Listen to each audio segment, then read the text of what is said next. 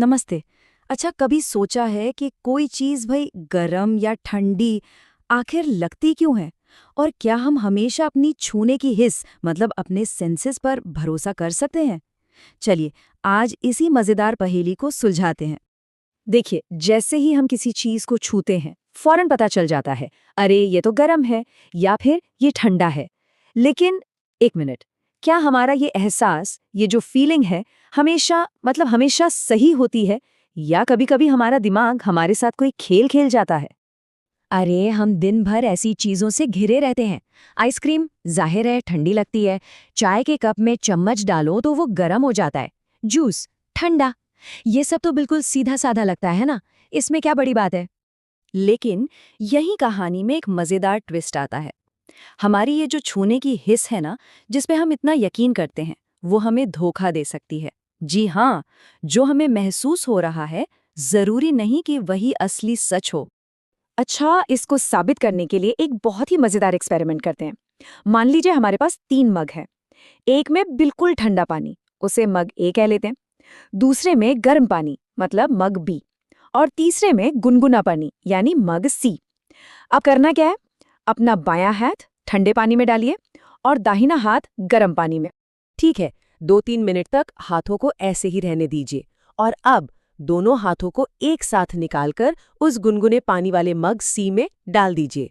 अब देखिए कमाल, बायां हाथ जो ठंडे पानी में था, उसे ये गुनगुना पानी गरम लगेगा और दाहिना हाथ जो पहले से गरम पानी में था, उसे यही पानी ठंडा महसूस होगा। है ना कमाल की बात? सोचिए जरा, पानी एक ही है, समय भी वही है, पर एक हाथ कह रहा है गरम और दूसरा कह रहा है ठंडा। इससे एक बात तो बिल्कुल साफ हो जाती है, हम सिर्फ छूकर किसी चीज के गर्म या ठंडे होने का 100% सही अंदाजा नहीं लगा सकते। तो सवाल ये उठता है कि अगर हमारी अपनी इंद्रियां ही भरोसेमंद नहीं हैं, तो फिर किसी भी चीज की असली गर्माहट, मतलब वो रियली कितनी गर्म है, ये पता कैसे करें? कोई तो तरीका होगा ना? हाँ, बिल्कुल तरीका है। और जवाब है तापमान, यानी टेम्परेचर। टेम्परेचर वो भरोसेमंद माप है जो हमें किसी भी चीज की हॉटनेस का बिल्कुल सही सही अंदाजा देता है। और इसे मापने वाली डिवाइस को तो हम सब जानते ही हैं, थर्मोमीटर। अच्छा, लेकिन क्या सारे थर्मामीटर एक जैसे ही होते हैं? नहीं, बिल्कुल नहीं। अलग-अलग कामों के लिए अलग-अलग तरह के थर्मामीटर बनाए जाते हैं। चलिए, आज 2 खास तरह के थर्मामीटर को जरा गौर से समझते हैं। तो यहाँ देखिए, एक तरफ है क्लिनिकल थर्मोमीटर, अरे वही वाला जिससे घर पर बुखार नापते हैं। और दूसरी तरफ है लैबोरेटरी थर्मोमीटर, जिसे वैज्ञानिक लोग अपनी लैब में इस्तेमाल करते हैं।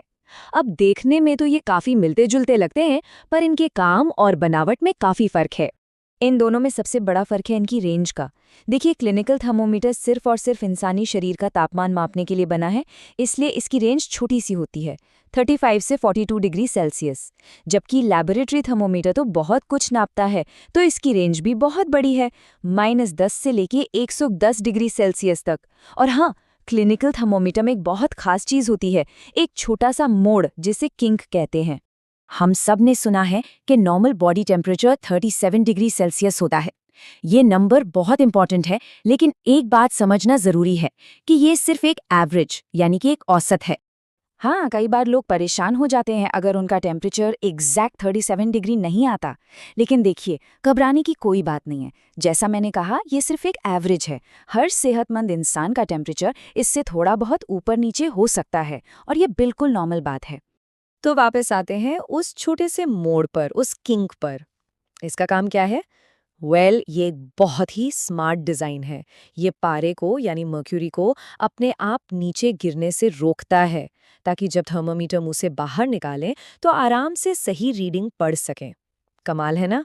तो ठीक है, अब हमें ये तो समझ आ गया कि टेम्परेचर सही सही कैसे मापते हैं।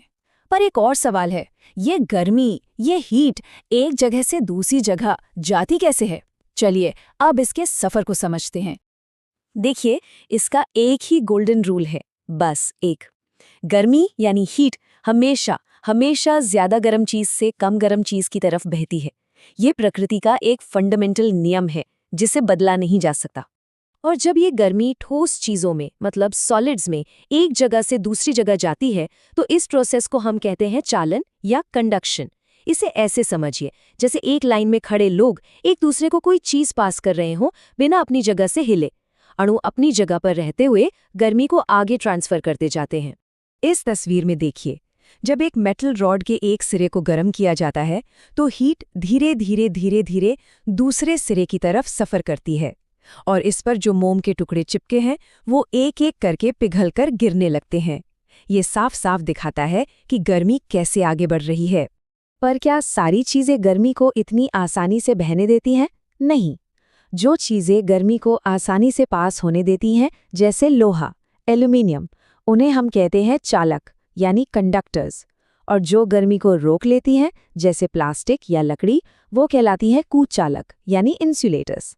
अब समझ आया फ्राइंग पैन मेटल का क्यों होता है और उसका हैंडल प्लास्टिक का क्यों?